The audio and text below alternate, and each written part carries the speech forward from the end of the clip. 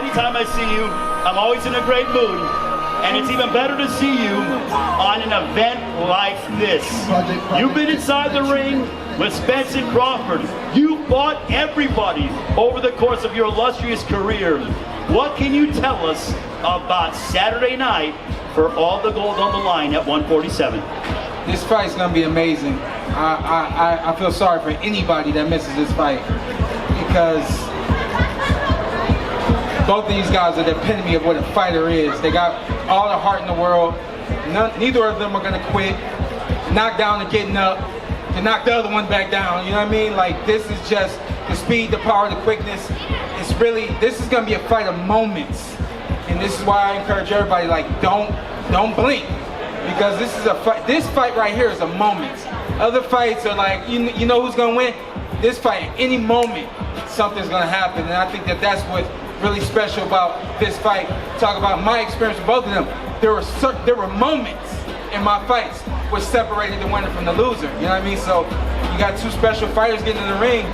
Don't miss the moments. Well, you have that rare fighter, having been a world champion.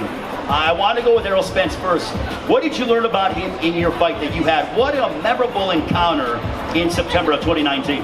Errol's going to stay focused. He's going to stay locked and loaded no matter what happens. He'll go down 5 rounds and he'll still stick with his game plan and work it and work it and work it until it works. And that's what's so special about Errol. You cannot get him rattled. It's really hard to get him outside of what he does, which is just be very technical, very by the book, and it works for him. For Errol also, he has dealt with his fair share of obstacles, having survived a horrific car accident, the eye injury, bounced back and did what nobody has been able to do to your Dennis Ugas last April at AT&T Stadium. How mesmerized are you, or impressed are you by Errol Spence on his ability to bounce back after dealing with adversity over the course of his career? I truly think, and I know you guys may not agree with this, but I think that fight really just defined who he is as a fighter and as a person. I mean, he had that round when he got shook up. Nobody knows what the rest of this fight's gonna look like. And then he comes out, puts his gloves up, and he goes right at your Dennis and pushes your Dennis back. Changed the whole dynamic of the fight in one round. Continued that with consistency, and he got the job done. To me, that's what told me, like, hey, I knew he was special because I was in the ring with him. I knew he was special before I got in the ring with him. That right there lets me know exactly who he is. He's not gonna quit, he's not gonna stop, he's gonna figure it out, and once he does, Now let's talk about the opposite side. Terence Bud Crawford, 39-0, 30 knockouts. Which, by the way, I said the exact same thing about Terence. Like, go ahead and ask your question. I want to say, what did you take away from? Same thing about Terence. I mean, you're talking about consistency versus consistency. And to me, that's the key to being a champion. Who's ever the most consistent in this fight is who's gonna win.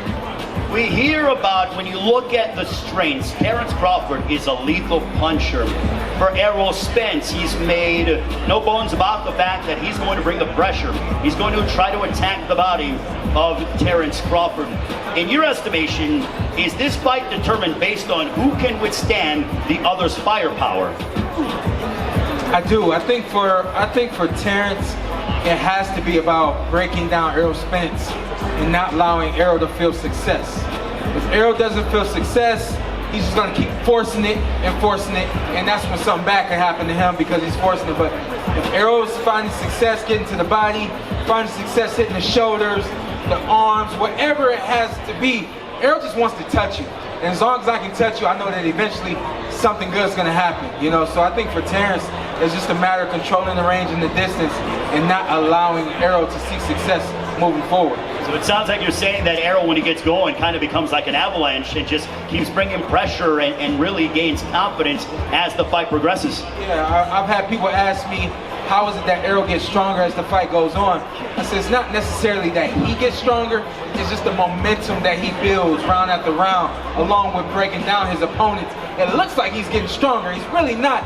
It's just that momentum is building, and it just becomes this big, like you said, big ball, avalanche of snow, and it's hard to stop that.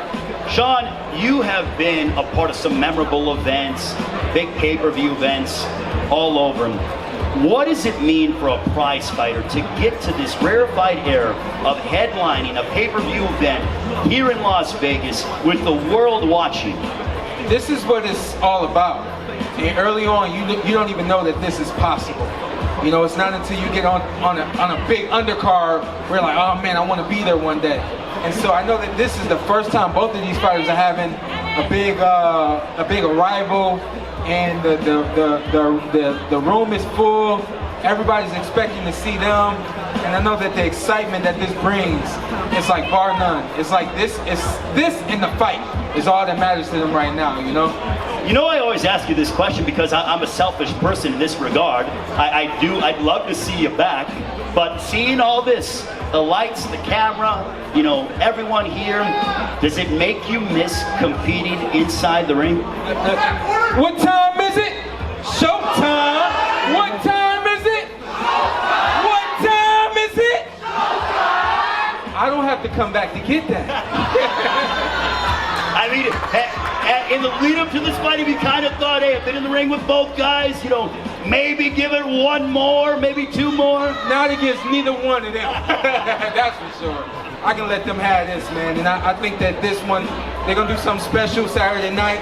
And I'm looking forward to that immediate rematch because I think it's going to mean something.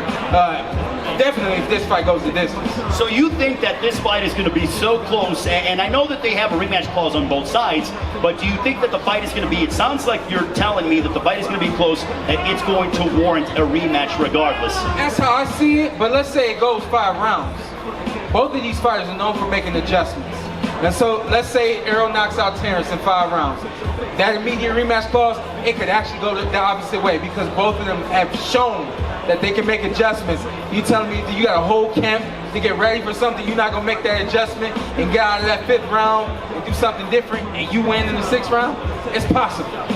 Well, also, finally, Shawn, before I let you go, how great of a year has this been for boxing? I mean, we were just here in the springtime for that mega event with Gervonta Davis and Ryan Garcia. Now, lo and behold, here we are in the heart of the summer where we have Spence and Crawford. For the first time in history, there will be an undisputed welterweight champion of the world crown in the 4-belt era. I think this is a special wave that's come for boxing, where there's a lot of people out here in the world, especially America, that aren't boxing fans. I think before the end of this year, the amount of fans that boxing has will double, and I think it's going to continue from there because this wave we have right now is where great fighters are getting in the ring with other great fighters, putting on great fights, putting it all on the line, and that's what everybody wants to see. Showtime, always appreciate your expert analysis. We look forward to seeing you on Fight Night. Hey, how excited are you to be able to sit ringside and watch all this go down? I'm excited. Shameless plug. I'm launching my suit line, Shawn Porter Suits and Service. Suit line? Suit line. Uh-oh. I'm doing some things with GQ this weekend. You? And man, it just keeps getting bigger and better for me. So I'm excited for what these guys are gonna do. I got no what they call it? I got no horse in the race. You know what I mean? I got no dog in the race. I'm looking forward to a great fight, and I'm looking forward to the future for both these fighters. Ladies and gentlemen, give it up for the welterweight champion of the world, Shawn